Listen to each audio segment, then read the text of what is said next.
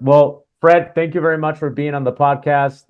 And getting to know you a bit, just chatting with you. We got to talk a little bit on PSA Nationals 2023, and I got to hear a little bit about your story, and I didn't realize how fascinating your story was. You started to tell me a little bit about how you got started. A lot of listeners have watched your videos, but most people don't know your story. Most people don't realize how much work you put into your business, how much work you put into the brand that you've built. So I wanted to take this opportunity to talk about everywhere from you because it's such an interesting story. Yeah, if you could tell us a little bit about yourself, and we just kind of go from there. Okay, well, first of all, it's really an honor to be on here. And second of all, the fact that you find this fascinating, I think you probably impressed pretty easily. I don't think so. I mean, it's kind of like time to reminisce back 20 something years. Um, I didn't have any dog background at all. So I never even, literally, I never even owned a dog until I was 40. And I mean, to put it to you, like it would be like, if I met somebody and they had a dog at their house, I wouldn't be like, oh, cool, you got a dog. Even from that perspective, I, never lived in any apartments with a dog. If I saw somebody walking down the street with a dog, I, wouldn't stop them and say, he's a cool dog or anything about it. It just was really nothing to me. I didn't hate them. I didn't love them. They were just dogs and they weren't really a part of my life at all until I was 40. And when I was 40, well, let me back up a little bit. That leads right into that. My previous background was I had lived in the streets for a while. And a lot of this stuff, I think, played a big part in becoming who I am. They're all part of who you are. Before I got the dog when I was 40, I was a bartender in a club for 7 years. It was actually a topless club. Um, and that was really my only background. I was dating somebody at the time who wanted to get a dog. So I was like, okay, cool, we'll get a dog. And she wanted to get a Maltese at first. And I was like, okay, I didn't even know what a Maltese was. So we're getting ready to get this Maltese to look at him at the last second. She changes her mind. And now she wants to get a pit bull. And I'm like, a pit bull? Okay, so I have all these visions of pit bulls, running through my head. And we start going through to look at pit bulls. We go through the paper and we just start going over to people's houses that have pit bulls. And the first thing I noticed was as we would pop up at people's houses, they had these dogs tied in the back. Some of the people were in neighborhoods and having them fighting and all this, and that just kind of rubbed me the wrong way. I don't want a dog like that. So finally, we run over to this. Sure. We go over to this house, and these people have these pit bulls in their house. I guess they breed them, but they're like, yeah, come on in. I'm like kind of scared to death. Got some pit bulls loose in the house, but they were all really cool, and the house was nice and the people were nice. And so we took one of those dogs. But the lesson I learned out of that, as we get into this dog a little bit later, was this dog came from a show dog background. There was no working dog about it. And then later I did some stuff with working dogs. So I kind of later came to the opinion of, the dog's just a dog. A good dog's a good dog, no matter Mm-hmm. where he's from. So that's kind of how it started. So I know one of the things you were telling me is that you basically started doing the training yourself. You saw an ad for an electronic collar, and that's kind of what segued into pretty much the rest of the story, right? Yeah. So basically, what happened was just getting the dog. You kind of feel to yourself, I have to be responsible with this and learn a little bit about training. So I kind of read a couple books and I went to a PetSmart class, and nothing. I really didn't have comparison. So I mean, looking back at it now, the dogs weren't very well Hmm. trained, but I didn't know anything about it. And what it actually reminds me of is sometimes when you get a car, for example, you get a new car, and maybe you have maybe you buy a new Toyota Corolla, for example, and now everybody else who has a Toyota Hmm. Corolla, as you're driving down the street, you start noticing Toyota Corollas, hey, and you're waving to the people because they got the same kind of car as you do. That's kind of what happened to me with the dog. Now I have a dog. I kind of got to start looking into dog stuff. I start noticing dog signs. I start noticing dogs on the street. I start noticing, people that have a pit Sure. bull too, and I'm waving at him. So we get this dog, and I remember just one thing that I read in the book, and Hmm. it said, "Tell the dog what you want him to do once, and then see it through that he does it." And the rest of the stuff about dog training, I didn't really have any understanding of what I was reading, but that's really kind of all I needed to know to start, at least. So I took it literally. I put a leash on my dog, and I'm sitting there watching TV, and my dog's over there in the corner, and I tell my dog to sit. And if the dog didn't sit, I would get up, literally walk across the room, pick up the leash, and make him sit. And then that's kind of what I did. And I was just following through. And then a big thing happened. I went out to the front porch one day, and there was a magazine out there, or a catalog. It was from Cabela's catalog. And I wasn't a hunter, and Hmm. I hadn't read. I don't know how in the hell this thing ended up on my porch. But as soon as I look at this catalog, and back in those days, they were always sending you all kinds of stuff on your porch. There's a picture of a dog there. And Oh so yeah. that kind of leads me to the dog part of it. And there's a picture of an electronic collar on there. And Hmm. obviously, I don't know what an electronic collar is. I'm just looking at the picture, and I see a picture of a remote, and I kind of get that there's some kind of shock or something going on there, and it's on the dog. But a few things hit me right away before I really even looked at it. The first thought that hit me was they wouldn't be selling this thing or put this out on a catalog if it like gave the dog a heart attack or something like that. So Sure. that Sure. part you know kind of was common sense to me.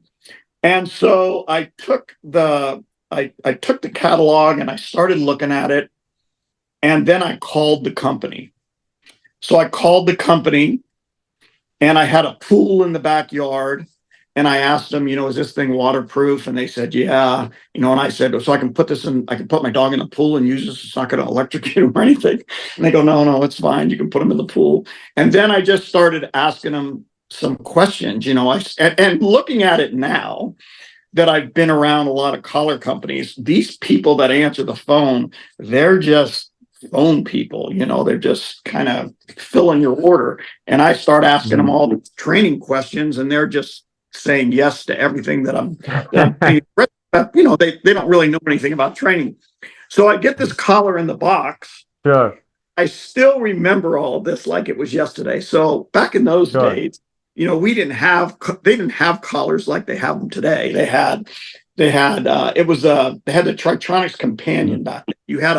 You had a battery operated um, remote that took a little 9-volt battery, I believe, and then you had two camera batteries, which were pretty expensive. They were about, I think, I don't know, maybe. Um, yeah, like and you were telling me that the it had different plugs, right?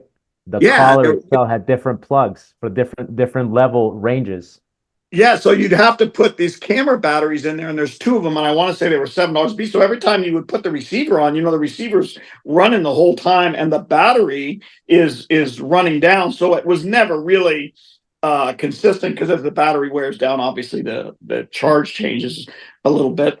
And then as I opened the box, you have all of these plugs, and I still remember them like it was yesterday. A blue one was the lowest, and it was a half a contact point. It was only a half a level. Hmm. So you have a black level that's a post, and then you have the different levels. So you had you had a light blue, which was a half a level, and then it went brown was a 1, and then red, and then orange, and then yellow, and then green was the highest. And also back in those days, to change it from continuous to Nick, you had a little thumb thing on the back of the back, little one of those thumb toggle switches where you'd have to do it. So I get this thing out, I get it out of the box, and I put the lowest plug on there. I put it on there, and which was a blue one, and I put it on the dog, and I strap it on the dog, and I kind of like close my eyes, and because I have no idea what's going to happen, right? So I just kind of close my eyes, and I take the button, and I'm just kind of like, and I looking at it, and the dog's just sitting there, like nothing happened. And then I was like, I did it again and again, and nothing happened. So, this is funny, like in retrospect, because, when I think about some of the people and how they think about collars, and the fact that these things will go lower than any leash or any prong. Oh, yeah. It's just. So then I go to the next level, right? So I take that off. I'm like, well, this doesn't do anything. So I take that off, and I put the next one on there, and same thing. I kind of close my eyes, and I just press the button, and nothing happens. And then I did it a few more times, and nothing happened. So I went to the third one. I put it on there, and I pressed the button, and then the dog just kind of moved like a little bit, and I was like, oh, so that's it. So and again, there wasn't anything at that time about any thoughts of feeding a dog first or doing this or doing that. It was just, I was just seeing how this would work. And then in retrospect, even with that, there's so many things that carry over. Like if you think about that as opposed to a prong collar, if you took a prong collar on a dog and you put it on them, or even a choke chain, and you put it on them for the first time and you just lightly pulled it, you might get some kind of little reaction. But after you do it a few times, he's kind of used to it. And that same first pull doesn't work the same. Does that make sense to you? So I kind of saw, so I kind of saw the same thing. I kind of saw the same thing with the collar. So that was kind of my first initial thing with the collar. But I did notice one thing. I noticed that when I put it on my dog already had some training. And when I put it on my dog and I started to have just kind of train in the same way and started doing it, the dog immediately got much better than he was with all of the manual labor that I was doing before. His attitude got better. He was just, everything started working better. And all of a sudden, this thing was like the greatest, most fun thing I had ever come across in my life. I was just so enthralled with this device and the changes that it made in my dog, that my training at the time, everything was just done in the city. And you have to remember, I have no background at the time. I have no dog background. So I would start by walking down the street with the dog. And then how when you walk down the street, sometimes you would see somebody has a brick wall in front of their house. And I would stop there and I would be like, I wonder if I could get this dog to climb this wall with this collar. And I would put the dog on the wall, and I would start moving him back and forth with this collar.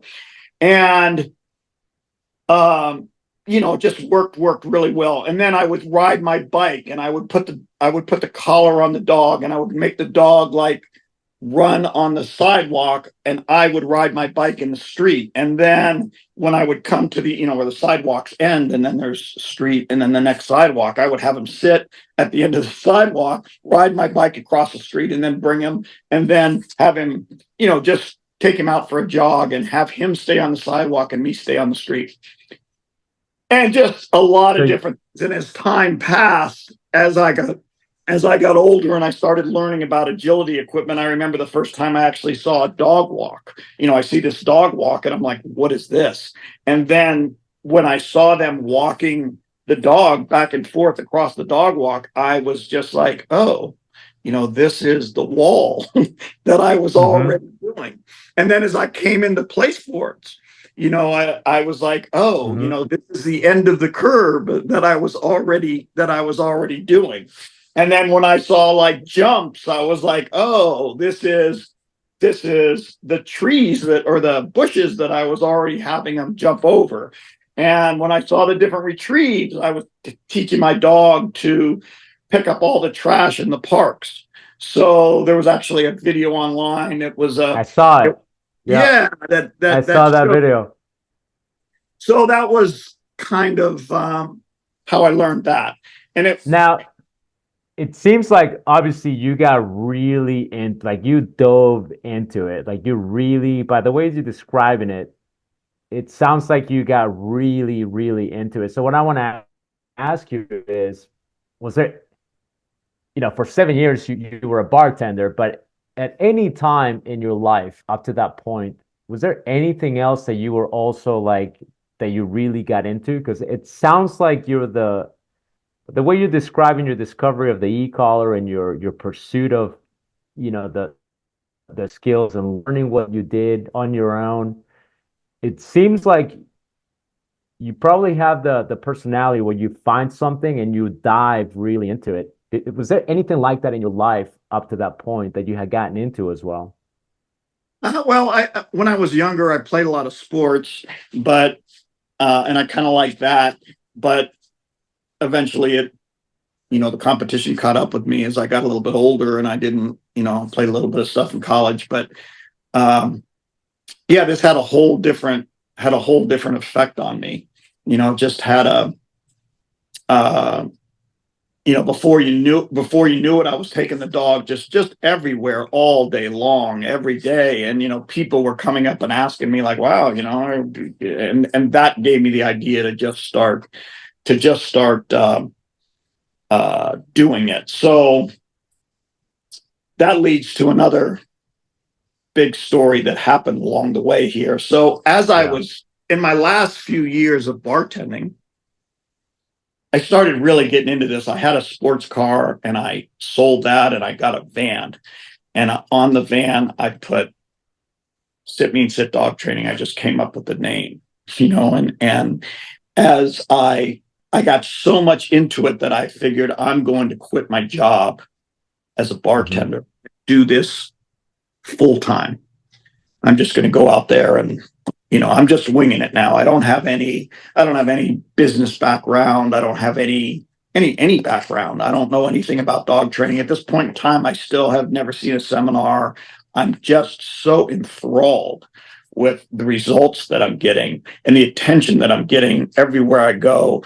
And I'm starting to make videos. I was one of the first people on YouTube I think I was the first person on YouTube making dog training videos just regularly. And at the time when I'm making these videos, I'm just thinking like, I'm sure professional dog trainers can do all of this stuff because I don't even really know what I'm doing. But it was just so much fun showing it. And I think what led to the videos was it was just the fact of everywhere I was going, people were coming up to me like, wow, do you train dogs? That's unbelievable. Because I was doing Hmm. stuff in public and blowing whistles and the dogs are running all over the place. And I was training in the middle of a dog park, and I was just doing stuff uh, kind of everywhere. And so I quit the my bartending job and I went for like 2 weeks and I didn't get any business. I didn't get any business at all. And I was like, I can't make a living at this. So I called my friends who owned a bunch of sports bars that I had known for a long time. And Hmm. I said, hey, I said, I need a job. And they said, what's the problem? Aren't you doing that dog training thing or whatever? I go, yeah, but that's not going to work out. So they said, sure, we'll give you a job as a bartender again, but you're going to have to start, near the bottom. I can't put you busiest place right away. They owned about 20 bars. So, Hmm. so I said, all right. So they started me graveyard at a place. And so they said, meet the guy at 10 o'clock at night. And, Hmm.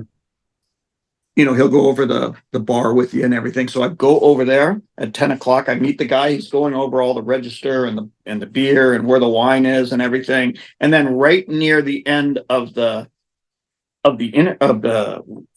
while he's showing me all this, he Sure. says to me, Yeah. in the corner over there, there's a baseball bat. And I said, well, what's the baseball bat for? And he said, well, this is graveyard, and you might have a fight at some point in time, and just in case you need it, it's right there. And as soon as he said that, that was like a gift from somewhere. As soon as he said that, I checked out, because now I'm like 40 years old. I'm not gonna get into like bar fights again and doing it. I just was over Right. all of that. So I didn't say it to him, but at that point I was like, I'm not doing this. So the very next day I called my friends and I said to them, hey, I really appreciate the opportunity, but I can't take the job. And they said, well, why? Was he mean to you, or you didn't like him, or you didn't like the people, or what? No, no, no, everything was fine, no problem. I just can't do it. And they said, well, what are you going to do? And I said, I'm going to do the dog thing. And they said, well, I thought that's why you asked me to come over here, because the dog thing wasn't working. And I said, well, I got to do it. And then at that point in time, I had to make it work. And I think that's a good lesson for everybody. Sometimes people go into a business or even their dog training business, and I see it a lot. And I can't say that what worked for me would work for everybody, but sometimes people do things and I see them like, yeah, I like this dog training thing, but I can't support it. So I have a part-time job doing this, and I don't want to give that up. But I think in my case, that was the best thing that could have happened to me, because now I had no choice but to make that work. You had to make it work because your safety net was just out. You had to burn the boats. Yeah, it was gone. It was all gone. And so now I had to put all of my energy into that. So I don't know if your situation is similar, or you started with 1 foot in or 1 foot out, but I think it's different for everybody. Yeah, but at some point, everybody has that choice. Everybody has that option of, well, I could get a job and get that predictable income. I could go back to what I was doing before.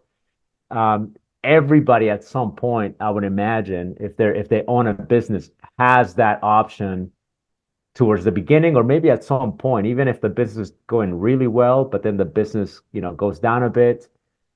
So I agree with you wholeheartedly, and I think a lot of people that have been in business will probably agree with you on that as well. That the best way to do it is just to cut your options out. And just like you, I mean, it was like you said, it was a gift. If that guy Yeah. hadn't showed you that baseball bat, it'd be a different story. Yeah, it's a different story. And you know what else is kind of ironic about the whole thing is, now that I'm a little older, I'm into I do a lot of investing, and uh it reminds me a lot of any industry that's disrupted. I When you think about companies like Tesla, or really Hmm. anything that's been changed, anything in life, in the history, that an industry has been disrupted, it's always been disrupted by an outside force, Yeah, somebody not within the industry. So I think that yeah. me not knowing any of this stuff really, really played a huge part in me going down avenues that I wouldn't have been able to go down if I had a dog training background, because people would tell me, you can't do this, or you can't do it that way. And that just led to just an unlimited amount of experimentation. Well, That and because you didn't have a background in dog training, nobody told you, no, you can't do it that way. No, you shouldn't do it that way. No, you need to do this first. So, and another one is you are not afraid to push that button. You were not afraid to experiment and to try it. And I think part of the genius of that whole thing, because people may or may not like you or Sit or may or may not like e-collars, but nobody can deny that your name is a big name in the industry. Sit is a big name in the industry. And so when we revisit the early parts of how this got started, it's because nobody was there to tell you, no, Fred, you can't do it this way, or you didn't have that background information that told you, no, I need to use food first, or I need to do this first, or I need to do it this way first, or I need to do it for this amount of time first. And you're absolutely correct. Every industry, they do get these big shifts in technology and in everything, and it happens because of somebody else that was not part of the industry originally. Yeah, the iPhone. It happened. They weren't in Apple wasn't in the phone. Apple wasn't in the phone industry. Hmm. Tesla wasn't in the car industry. I don't even think Henry Hmm. Ford it was in the car industry. So then what started to enlighten me a little bit more was I I think I was on like MySpace or something back then doing videos and putting dogs around distraction. So I didn't really have any knowledge of like you're supposed to start the dog, around nothing and then Hmm. let do Hmm. whatever. And years later, bring them into distraction. I didn't know any of that, so I was showing stuff around distraction, and I was just assuming like I wasn't assuming anything. I mean, I didn't know what other dog trainers were doing. I was just showing it and figuring all of those people could probably do this twice as good. So it started to get on the internet. Dog trainers started getting a hold of me, and they're like, wait a minute, you can't take that dog who's dog aggressive and have them start walking around dogs like that. And I was just like, what do you mean? I showed them these there, and they got really, they were wondering, and they would say to me like, can I come by? Can I come over and visit you and watch you do all this stuff? And I was like, yeah, no problem. I was always an open book. So they would come and then they would go, and I was starting to see like that they just in their attitude, like that they were just really kind of, you know, amazed by it. And then I was doing uh that's funny. We're both in the PSA, which reminds me, the pit bull that I got. Eventually, I started doing some protection work, and back then they had NAPD, Hmm. which later became PSA, and that was my first experience with any kind of dog sport. And when I went to go see it, most people now when they see like PSA, they're used to other things being like very patterned, and then they see PSA and they're like, well, my experience was just the opposite. And whereas I was starting with distraction, and now I come and I see NAPD, which is just a small segment of what PSA is today, but it was still a lot Hmm. of distraction. And when I saw it, I was just like, well, yeah. I mean, how else would you do it? So it didn't really hit me the same way that PSA hits other people. And I went on Hmm. and I won a national in I think the first year I was doing it. I had set the obedience record in NAPD at the time, and then I got a chance to do a radio show and a television show, and I started to do that. And then I had this lady come over, and what I started doing on my radio show was I would start getting dog training people on. And this woman was passing through town, and she had her own facility in Tucson, Arizona. She's passed away since then. And she asked me, since she was visiting, could I be on your radio show? And I said, sure, I'm always looking for people. So she came on the radio show. And before she came on, I had my dog out there and I was showing her some stuff. And she said, would you mind, like, could you do a seminar for us? And I was like, no, wait a minute. Wait a second. I was like, I've never done a seminar in my life. And she's like, well, I don't, I don't care. I like what I'm seeing. Can you do a seminar? And I said, yeah, I mean, I guess I'll try. So I drove down there, and there was 60 people down there that she invited.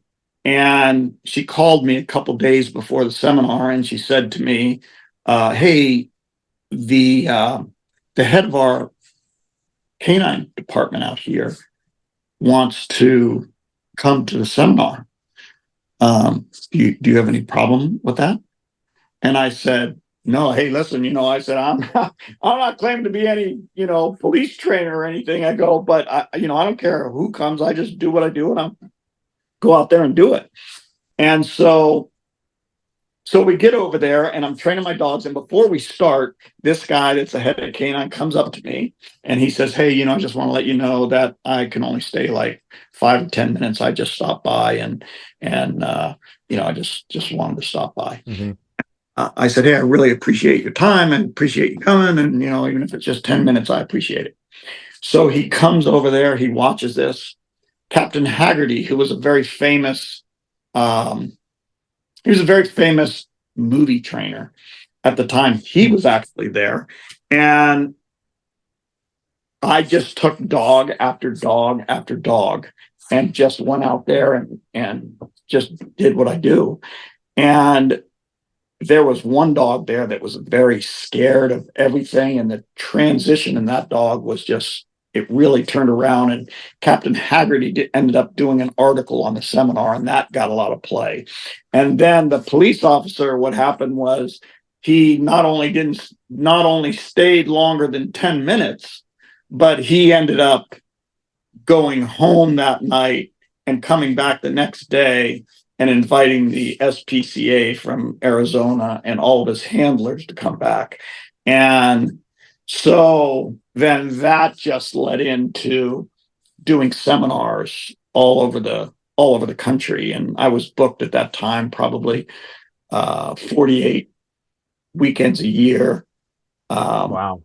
And what was funny was I never charged a dime for a seminar ever. And I was booked a lot. The only thing that I did was I charged for my room and my airfare. And I told the people that were having it, you can have whoever you want come. I put no restrictions on the dogs. I don't care what kind of dogs come. Everybody's going to get involved. I really wasn't doing like a classroom type of thing. I was just bringing each dog up. Everything was just working the dogs. And I even paid for my own food, and I just loved it. I just loved it, and the love of the game was there. And then that just blossomed and blossomed, and then which is leading us into how the school started. You want to hear that story? So Let me ask you a quick question before we go into that. A couple of questions. So you didn't charge for the seminars. Was that because A, you didn't know, B, you didn't feel like you should charge, or was there another reason why you didn't charge? I just felt at by this time, I just felt that the product was going to speak for itself. And I was a big believer in doing everything in public, so I also felt that if I put the incentive on the people and let them keep all the money, they would have more incentive to bring more people. So I didn't put a price on it. I'm sorry? It was like a business strategy. I guess in retrospect, it was a business strategy, but I had no strategy. I see. I had no strategy. I just had experienced again and again doing all of this in public, and I think that that's a really good definition of can you do it in public? can you do it in public? If it's, I mean, I'm sure some people think like, yeah, that's good for some kind of dogs, but I didn't put any type of restriction on the type of dog. So people were bringing scared dogs, people were bringing timid dogs. And at this point in time, I never had ever seen a seminar. So I didn't really know what went on in a seminar. This is all I knew. All I knew was That's crazy. like when I go to seminars now, they get up there and they're talking theory for half the seminar and you might get a little bit of work in or whatever. And I'm not being judgmental. I'm Sure. just, Yeah. I didn't know any of that and I didn't believe in any of that. And just the people, like, you could see it, like now it meant so much to me that now they're enjoying like being with their dog because we're doing this in front of everybody. And even today, I have videos from all those seminars back then. And that was just normal for me. So, yeah, So I didn't, you enjoyed the process. yeah, it Like was all about the the process and it was process all, is what, okay. yeah, it was Okay. all about the people being happy and it was all about, I just knew like there was going to be some dramatic stuff that was going to happen there. I just knew because the more dogs that were there, it was just going to happen. And that kind of put me on the map a little bit. Hmm. Um, and then I distinctly, I'm just stuff is coming back to me. I distinctly remember, you were asking about the business plan. A funny story about that. I did a seminar in I think it was in Kentucky, and at this point in time, we had a few locations. I want to say we probably had, I don't know, maybe 10 or 15 locations. We weren't franchised yet. Um, and this guy was there and he had texted me before he came to the seminar. And he said, hey, I might be interested in becoming a sit mean sit. Will you have any time for me there once I get there? I said, listen, I make time for everybody. My company's policy has always been nobody waits. And anybody who knows me, I'm right back to them with any text message, any phone call, anything. It's just the way that I am. It's not a sales thing. It's just me. So Hmm. I told him, sure, no problem. So he comes over there. He goes to the seminar. He sees all the stuff going on. And then when it gets over, he says, can we sit down and I have a few questions for you, that maybe you can answer about your business or whatever. Sure, no problem. So we sit in this RV. One of our location owners was there with us. It was Darren Shepard. He was sitting there with us at the time. And the guy starts asking me, he asked me a couple questions, and we're only like 5 minutes in. And he's got a notebook with all these questions. And he says to me, um, next question is, what's your business plan?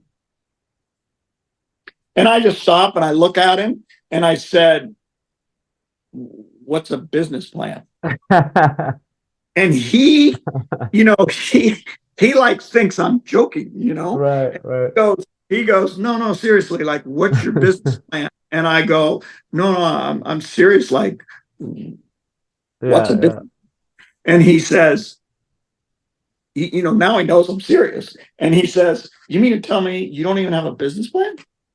And I go, no, I don't know what one is. So I can't really, I guess I don't. And he said, well, I'm certainly not going to go into business with somebody that doesn't have a business plan. And I just looked at him, and I just said, that's fine. We'll That see what happens with you with your business plan and what happens, as time goes by. And I think having this conversation with you as a business owner, looking at it in retrospect, part of it might be that was kind of stupid, for me to say that or not to have a business plan. But really, when I think about it, even if I had a business plan, like I couldn't have planned on all this stuff. It was just happening. It was just happening, and I was just trying to make a living. And I was just really just enjoying what I was doing. I couldn't have, there's no way I could have sat down and wrote out the script of the way it happened. So I don't because know. it all happened so organically, right? Like Oh, you were, totally, totally. yeah, yeah. I mean, That is, there's nothing I would have done.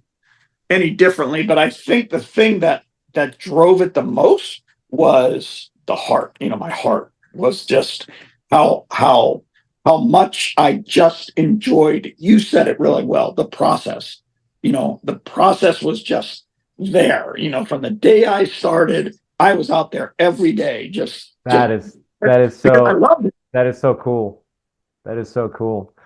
Now let me ask you a question and maybe a little bit of a different perspective. I know, and it's happened to me, and I know by talking to other trainers, it happens to them too. So a lot of us, and I can speak from personal experience, a lot of us, when we first start training dogs, we get like that. We get in a zone and we're like, wow, this is amazing. You're learning this, you're learning this. You get this rush of just, emotions where you're like, wow, this dog's getting better, this dog's getting better.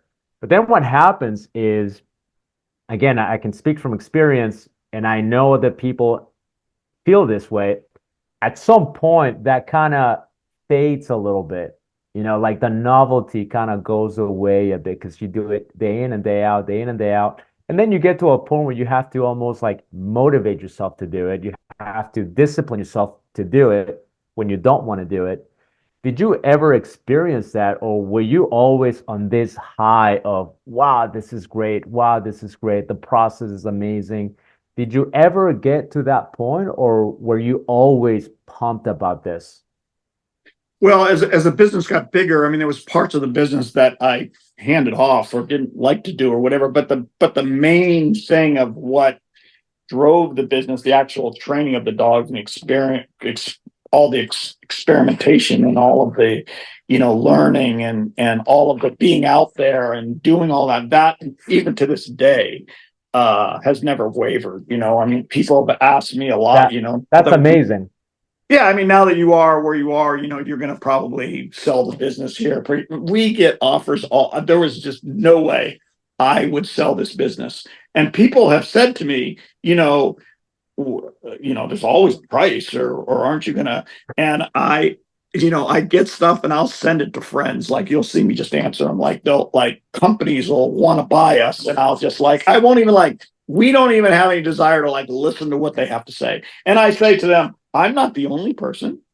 I'm not the only person. There's people that own all kinds of businesses that are much much bigger than ours. That have been in families for years that they Yeah. can't they can't. This is who I am. This is me. So I mean, what am I going to do? I've never had any desire to well, I'm going to sell this thing and learn to fly an airplane or go skydiving or whatever. I mean, this is what I do, and See uh, that this is what that we've. is so fascinating, because again, the one of the biggest talking points with dog trainers is something called burnout.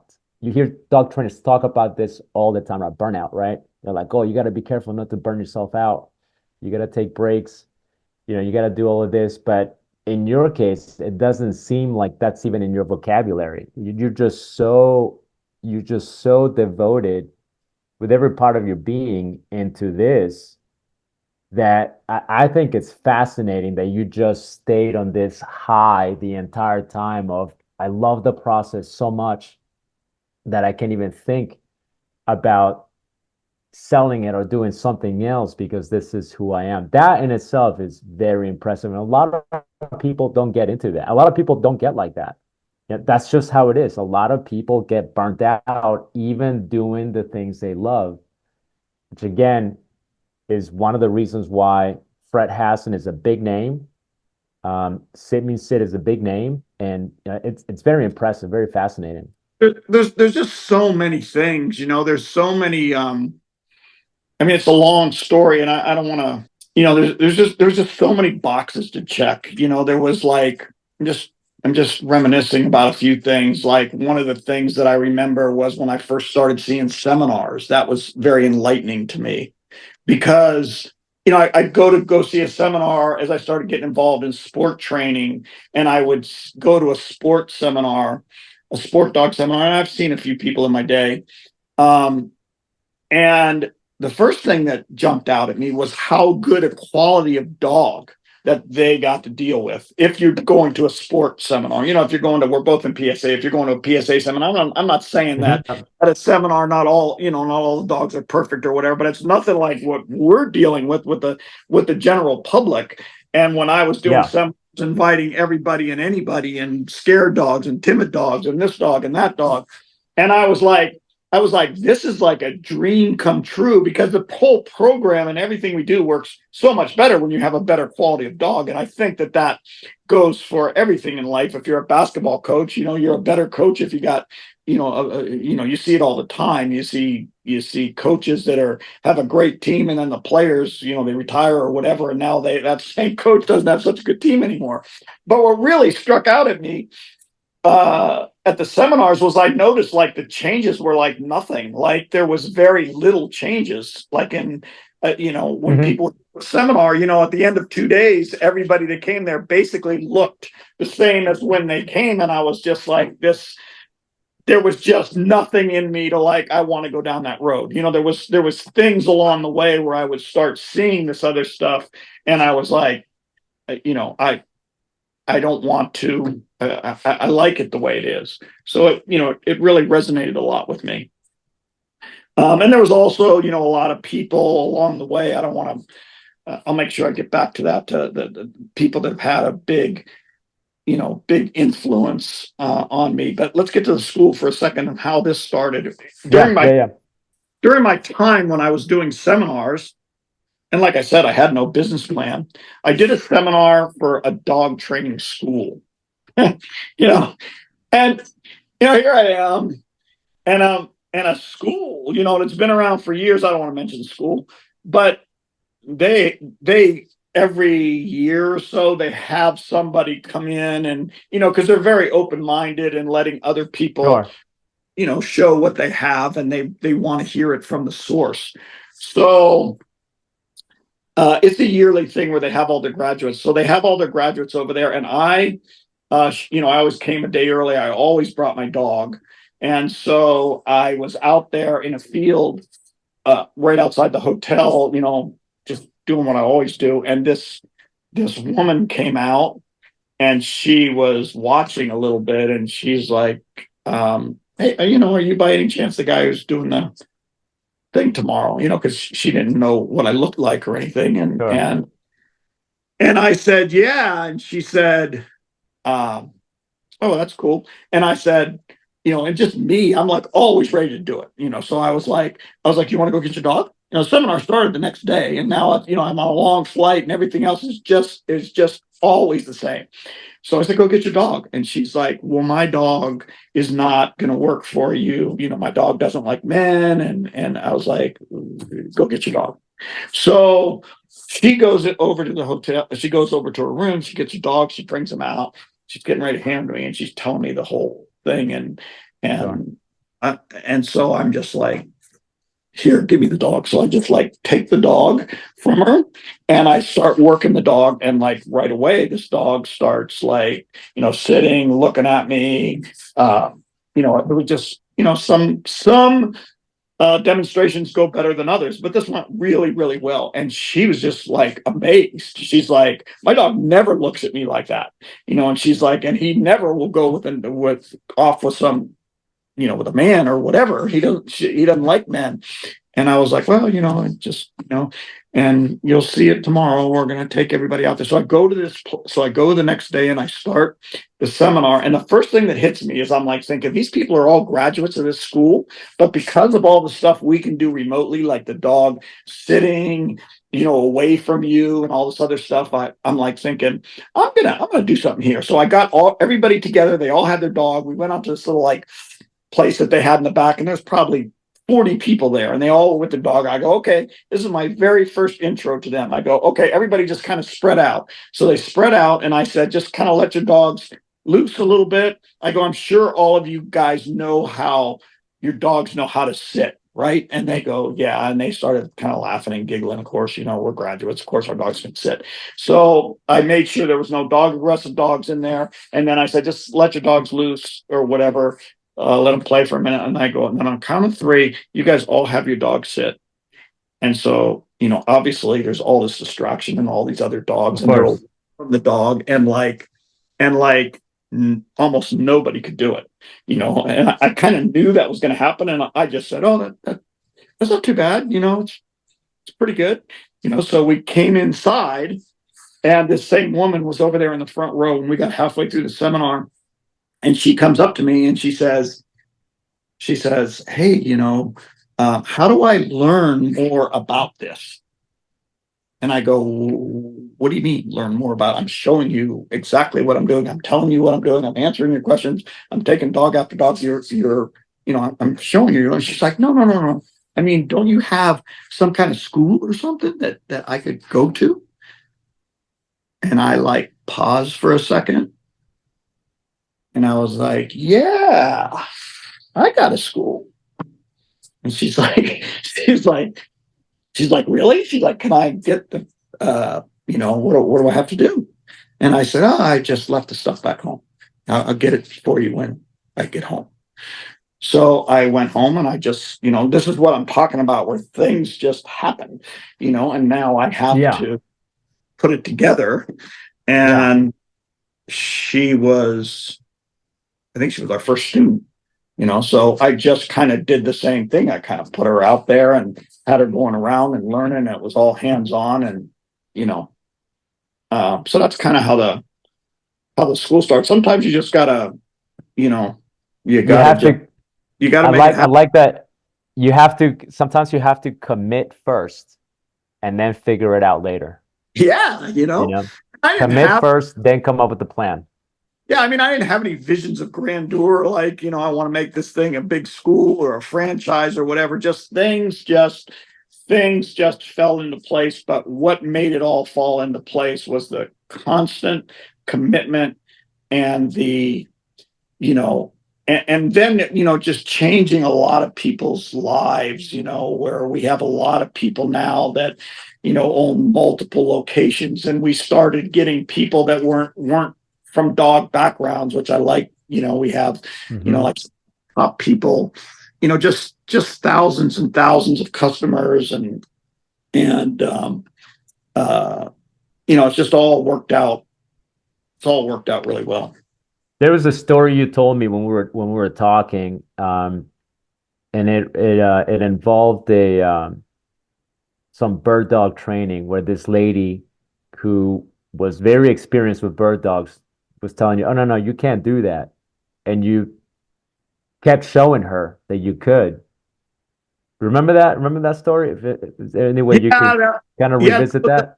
yeah, that was another thing that there was points along the way that really kind of, because you have to remember, I'm kind of naive to this whole thing. I don't really think I'm on to anything. I'm kind of thinking like there's nothing I'm really doing that people that have been training dogs for a long time can't do or don't know. Um, so I just want to say one other thing before I get back to that. The other thing was how I wanted to touch on this as far as the public's perception of of uh, of e-collar training goes. I really want to touch on this just for a second. Sure. You'll read a lot on the internet where general public, they don't like it or they think this or they think that. I really don't think that there's more of a scientific playground than sit dog training. You're talking about 170 locations. You're talking about rich people, poor people, black people, white people, everything, every part of society, in locations all over the place. Some of our trainers are better than others, all kinds of different clients. And if you just took a bunch of random clients, like thousands of them, and that was true, you'd think we'd be kicked out of like every house that we go into, or half of them. It just, it's just not it's just not the way it is. It's just not. They once they see the result, yeah, sure. Sometimes there's a little bit of hesitancy, but if you can't back up what you're saying, it's going to go right out the window. So Mhm. We just didn't have any problem at all with people accepting him. The only kind of blowback we got was really just from dog trainers, and I never even understood that, because I would be like, hey, you should be like jumping up and down that we're coming into your town because, think of the good news, you got all this really nice and great and fantastic working training, in ours, you're going to say that it's not working or anything, and people aren't going to buy into it. That's kind of competition that you're not going to have to worry about. But it just didn't work out. It never happened that way. It was, yeah, the clients were, they bought into it because they care about their dogs. Some people might buy into or might think like, oh, they don't care. They just want the dog to just chill out. But nothing could be further from the truth. If you think that you're going to go to a pet client's house and that dog's gonna lose his spirit and they're just gonna buy it, that's just questioning the people's intelligence. I think that they're, just not true. Yeah. So what happened was there was I started dabbling in retriever training, and I tried to learn it online. I'd watch videos, but the retriever people they have a language of their own. All the things that they talk about and the terms that they use, I had never heard any of them before, and I was never a hunter. So I didn't really understand what I was seeing. But there was a guy in Texas that kind of took a liking to me on the internet, just watching what I was doing with my pit bull and trying to do some stuff. And he said to me, hey, I'd like to send you one of my dogs and see what you can do as a retriever. I said, great. So he sends me this dog, and I start messing around with him. And you got to remember, I'm learning the retriever training on the streets. I'm running them down sidewalks to learn straight lines. Those are the things that I know. And you know what? I wouldn't change it for the world. The sidewalk, and you got a wall, and I'm using bushes for jumps to build speed, and I'm using everything in the environment. And so he comes out to visit me when the dog's like 7 months old. He said, let me see what you got. So I take him out there, and I mean, I'm sure I wasn't doing all the retriever stuff, but he's certainly impressed. And he says, you need to go to a retriever trial. And he goes, you need to see what's going on at a trial, and I'll take you to one. I said, all right, great. So in the meantime, there was this woman who wrote a retriever book. And at the time I was doing this, there was really nothing out there on electronic collars. You couldn't find anything anywhere. You couldn't find books on it. You couldn't find articles on it. You couldn't find. So, and there was trainers around that I would see that, hey, don't do that, or don't do this, or so I there was really nowhere to learn. So I'm reading this book and I'm trying to understand it, and I really can't understand it. I don't want to mention her name, but anyway, so he takes me to the retriever training, to a trial, and we're coming back from the trial, and we're walking through the parking lot, and this woman is walking, and the guy who was the judge calls her out by name. But, I just hear a name. I don't know that this is the same woman that wrote the book, So she comes over, and I said, as she's walking over, I said, who's this? And he says her first and last name, and then it clicks. I'm like, oh my God, this is the woman that wrote the book. So I'm I'm meeting Santa Claus. Like I'm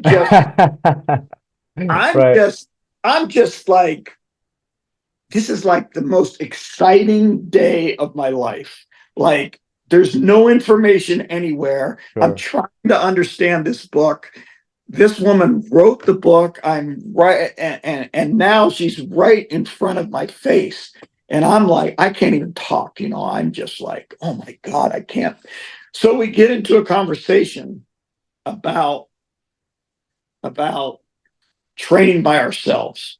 And I'm explaining to her how I put a dog on a place board, and then I go out there and I throw the bumper, and then I send the dog over there. And by this time now, I can do all kinds of stuff.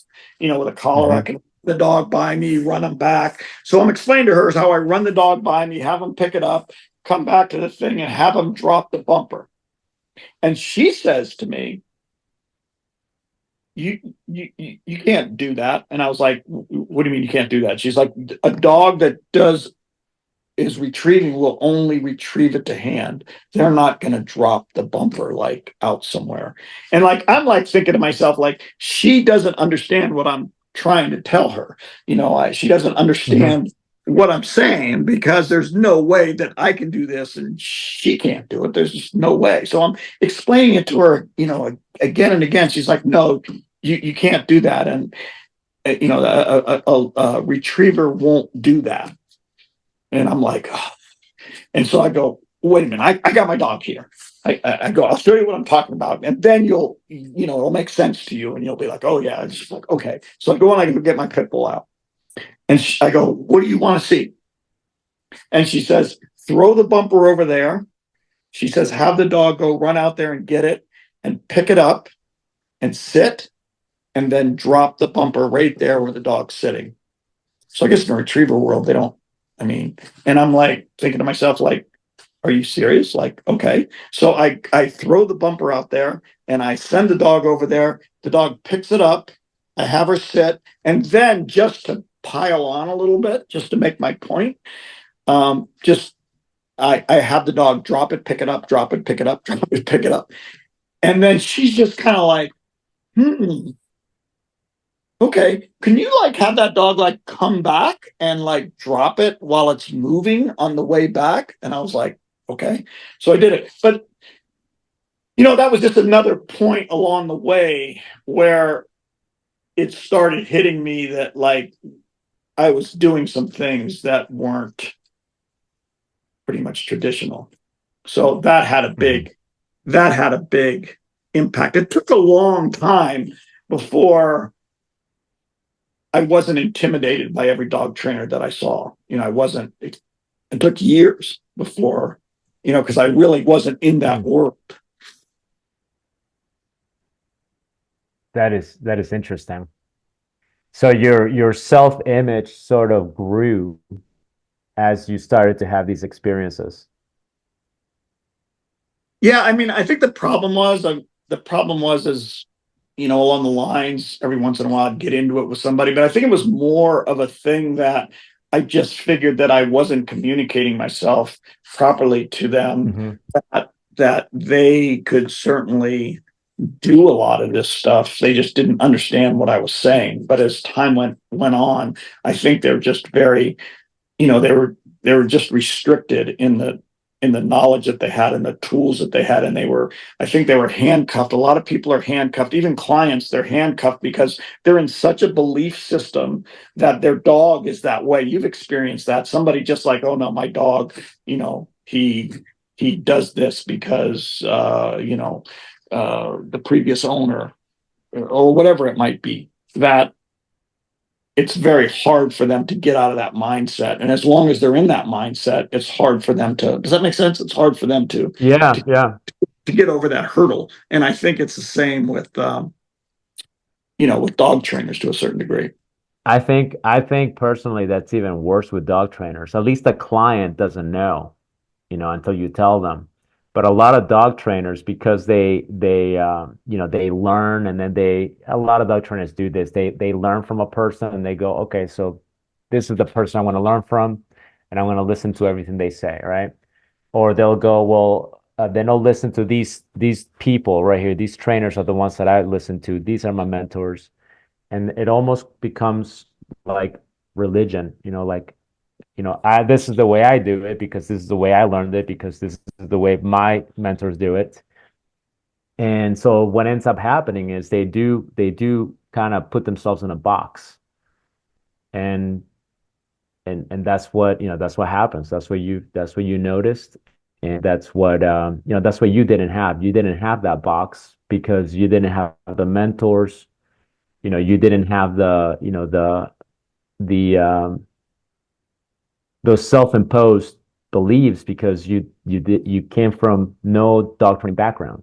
You kind of discovered it on your own. Yeah, I didn't have, and it never let me down. Like every time I would get into a new or stumble across an arena. Like I remember the first time I saw scent work. I didn't know anything about scent work, and I remember seeing it. But all that's going through my mind while I'm watching this is like, how can I do that with a collar? Like that's all that's going through my mind. And then as I started doing that with police department, it just there was nothing anywhere, at least with me, that it didn't end up being able to better the product that they had. I remember doing an agility seminar one time where this woman had seen me and just do a couple things. Again, it was just from the background of doing stuff on the streets, and she said, will you do an agility seminar for me? And I said, well, I don't know anything about agility. They're going to know that. They're going to know that I've never competed. They're going to know that, if they ask me any questions about an agility trial, they're going to know that. And they were like, she was like, I don't care. You'll figure it out. And so we got to doing the seminar. And about a week before, she was like, I don't know what to tell these people because they're all asking me, like, who is this guy? And does he have any agility? I said, well, just have him come. So I remember when I showed up, there's this agility field, and I don't have any agility equipment, but I could relate to everything out there. They have like a teeter totter, and they have a dog walk, and they had a tire that the dog would run Yeah. through. So I Yeah. I I took my dog out there, and I'm running him like 100 yards up this dog walk, a dog walk 100 yards away, and stopping him on a dime and turning him and making him face that way and this way and coming this way and running through the tires with the thing angled, in different directions. And it was just all I knew. And that kind of got their attention. And then I just kind of did it my own way, like when I was teaching them to get on the dog walk, it was just kind of like that was one big place board to me, and I was just Yeah. Yeah. I was just teaching it like that, and everybody was like, this stuff takes weeks, but I didn't have a comparison of exactly what they meant by this takes weeks, but it was all I knew. I remember my friend in New York called me out to do a ring sports seminar. And I was like, I don't know anything about ring sport. He was like, you'll figure it out. So I went over there to do a ring sport. And that was the very first time I saw like a palisade, like with a dog going over a palisade. Mm-hmm. And it was the very first time I ever saw this was at the seminar. It was the very first time I ever saw an object guard, Uh-huh. and I Yeah. told them, I was like, I mean, I'm smart enough to know that I can't go over there and pretend like I know something that I don't. You're going to have a conversation and they're going to know. So I like that. I like dealing from a place that I didn't know it. So what I liked about it was like I was in a no lose situation because I looked at it like this, especially when I started doing police seminars. I looked at it like this. Hey, you've been a police officer for 20 something years. I don't know anything about being a police officer. So it just should make common sense that you should be able to do all this stuff. If you can't do this 100 times better than I can, I'm going to be pretty disappointed, because I just, I don't know it, but it was all interrelated. And then I did doc dogs, and that was I went to the world championships with that. That was probably one of the prouder moments, only because it's such a positive only sport. I don't think there's anything more positive only than doc dogs. And our company went in there and just, we did really, really well. We dominated that. So I had to check a lot of the boxes. And I think that it's important for dog trainers. I think it's important to check the boxes. I think it's important, like what you're doing. I think it's important that you're competing, because if you don't, there's other dog trainers that are out there that can show all kinds of stuff, but there's always going to be that question. There's always going to be that question in their mind, like, I don't care how you're training, like, how can you do it out there with nothing on, whether you're whether Mm-hmm. you using food or whatever your training method is, you have to check those boxes. I think that, you have to compete. You don't have to do anything, but you're Sure. gonna you're going to be questioned with these things at some point in time. From a business side, can you check that box? Can you check that box? And not just yourself. Can you show the consistency of not just you, but everybody around you doing well in that area, from a business side? I mean, I know so many good dog trainers that have done really, really well out there in their specific sports, and some of them have even won multiple championships, but they've never been able to make it in the pet dog world.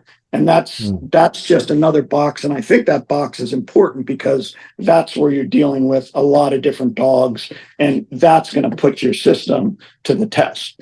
At Yeah, least, that's very at true. least, at least I think that helped me in my sport dog and in everything else more than anything, rather than just always, this dog doesn't have it, I'll throw him off to the side. This dog doesn't have it, and I'm only dealing with select, which I understand. If you're doing sports, you have no reason to compete with a scared, timid dog. But there's a lot of stuff that you're going to Right. learn.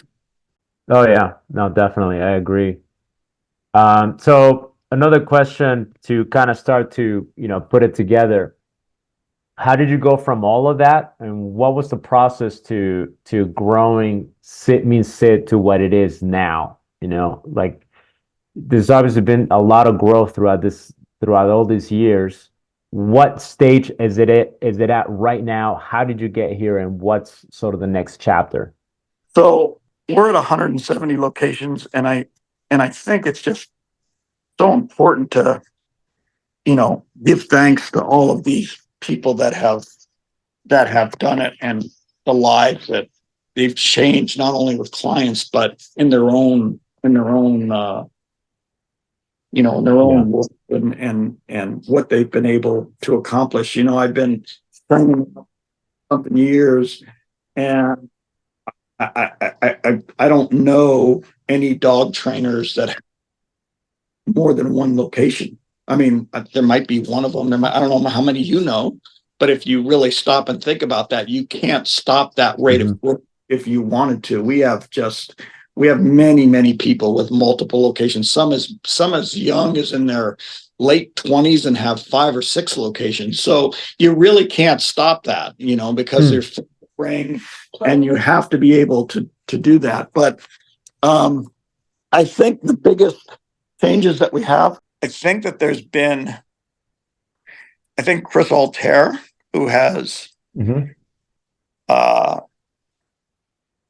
come to us.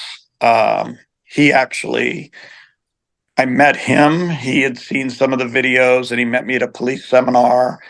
I mean, at a police conference. And, when you look at Chris, he's like, he's, I don't know, 6'2", 6'3", short hair. He looks like a police officer. So I just assumed he was a police officer. He said, no, I'm not a police officer. I Right. said, I said, I said, well, what are you doing here? And he said, I just came to learn more about training. And I was like thinking, what are you coming to a police seminar for? And one thing led to another. And uh, he got into our system, and now me and him teach our school. But I think all of the stuff that he's done to make this run with it, with the school, with both of us, I think we're heading into an even further direction, because I've had other people help me with the school over the years, but but I've never Hmm. had anybody that's developed like Chris has. So I think that the years ahead, and the plans that we have, and the different areas that we're going to go, I don't want to announce a lot of that stuff quite yet. Sure. I think that the beginning is just started. And I also wanted to mention Alfredo Rivera, who's been with me for a long time. He used to be the vice president of an auto company, and he's been with me almost since the beginning, and he runs the franchise side of it. But I think the Hmm. biggest thing is what our company is the ethics that we have, um, and just having all of these people, and that are just really, really good people. And I think we're going to just get a lot bigger and a lot stronger here in the upcoming times. Well, I can definitely see that. I mean, you still have the passion. You have good people around you, and right now, like I said earlier, Sit means Sit, Fred Hassen. It's a household name. Everybody knows who Fred Hassen is. Everybody knows Sit means Sit. So all of that combined with the right people and the right attitude, which you guys obviously seem to have. Yeah, I mean, Um, I'm doing I'm doing the PSA thing, but there's one thing that I putting out videos and stuff with this, but I never wanted to be in a box.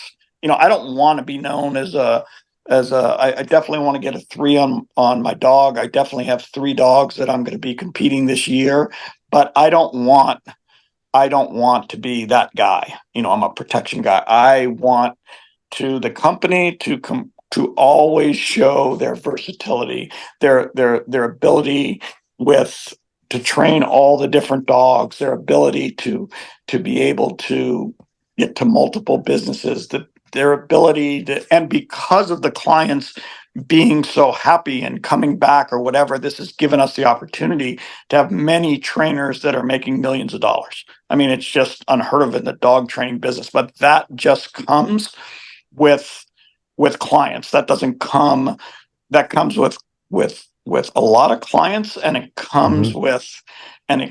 with integrity, and it comes with just a repeatable procedure that these people are going to continue to grow. And I mean, I think I use like Apple as an example. The people with the iPhone started in their garage, but you can't help but the product. You can't just market something and be a good marketer if you don't have a product. It just doesn't work that way. I mean, yeah, you might be able to pull the wool over a couple people's eyes, but you won't be able to withstand the test of time. And this has gone on now for 20 something years, where we've been, on top of the game and showing Yeah. it, for all of these years, so in a lot of different areas. And so I'd like to, continue down that path. Well, thank you, Fred. It's been such a great interview, and your story is so inspiring. It really is. I think a lot of people that did not know a whole lot about your background are going to be inspired. You've been able to maintain that same level of intensity from day one all the way till now and into the future. So, thank you for being thank you again for sharing your story, and thank you for being on this podcast. Really appreciate it. And again, I'm just always grateful for you telling us this story, this side of you. All right. Well, thanks for having me. I really appreciate it. All right, take care. Bye bye.